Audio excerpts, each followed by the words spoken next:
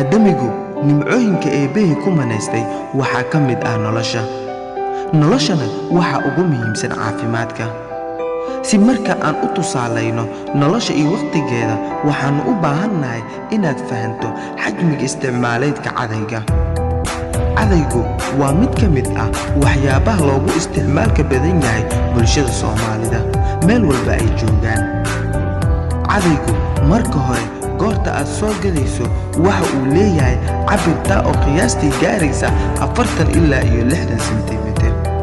waxaad arkaysaa cadaygan sidaa u dheer inuusan lahayn awood uu ku joogteeyo dhirirkiisa, waxaana u sabab ah isticmaalka aadamaha.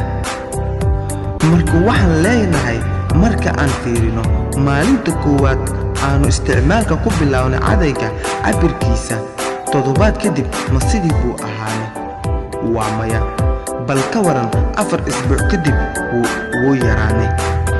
waxaadna xaqiiqsan in cadaygani ka dheeraa gacanta iyo afka inta u dhaxaysay, inuu maanta joogo meel aad farahaagii kaga celcelinayso afka. soo dhawaanshihiisa uu soo dhawaaday cadayga waxay soo dadejinaysaa jiritaankiisa. marka waxaynu leenahay noloshu waa sidaa, oo maalin walba oo ka tagtahay waxay ku dhaweyn meelta go'aagii nololeed, waxayna soo yareen maalmaha idin dhexaysa godka iyo adiga. waxaa soo dhaweyn hardanka guulahaaga ama guuldarooyinkaaga, waxayna soo dhaweyn kuwa ku dhibaateeyay wejiyadooda saxda ah.